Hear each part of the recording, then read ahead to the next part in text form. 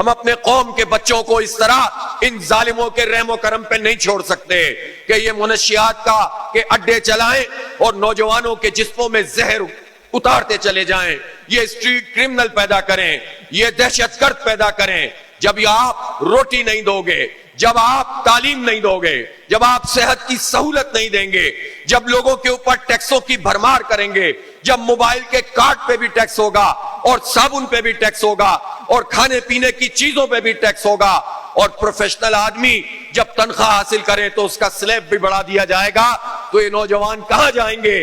2,62,00,000 بچے 5 سے 15 سال تک کی عمر کے یہ بچے، ان کا حال یہ ہے کہ یہ اسکولوں میں نہیں ہیں۔ پھر ڈراپ آؤٹ ریشو کیا ہے؟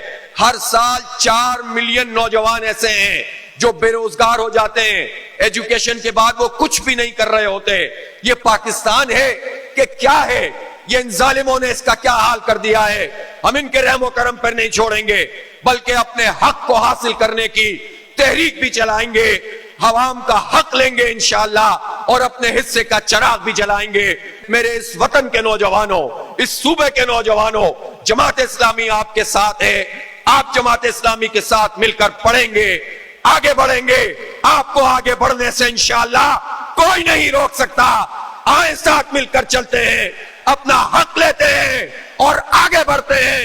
اس ملک میں کوئی مایوسی کی بات نہیں ہے، کوئی پریشانی کی بات نہیں ہے۔ یہ طاقتور ضرور ہے، یہ لوگوں کو ہینڈل ضرور کر رہے ہیں، یہ سوشل میڈیا پہ پابندی ضرور لگا رہے ہیں، یہ ہمارے اوپر پہرے، ہماری سوچ پر پہرے بٹھانے کی کوشش ضرور کر رہے ہیں، لیکن یہ علم کو، یہ جد و جہد کو، یہ ذہن کو، یہ خیال کو، یہ فکر کو اور یہ امنگ کو نہیں روک سکتے۔ پاکستان کا مستقبل روشن ہے انشاءاللہ۔ پاکستان امید کے ساتھ جڑا ہوا ہے۔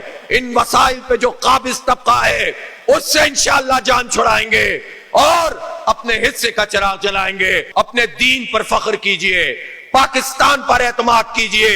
پاکستان کا کوئی قصور نہیں ہے، ان ظالموں کا قصور ہے جو 77 سال سے ایک ہی طبقہ اس کو کھا رہا ہے۔ پاکستان کا مسئلہ نہیں ہے، اس پر قابض اشرافیہ کا مسئلہ ہے۔ اس اشرافیہ سے جان چھڑانی ہے نوجوانوں، اور جان چھڑانے کے لیے ول چاہیے، حوصلہ چاہیے، علم چاہیے اور اللہ تعالیٰ پر بھروسہ چاہیے۔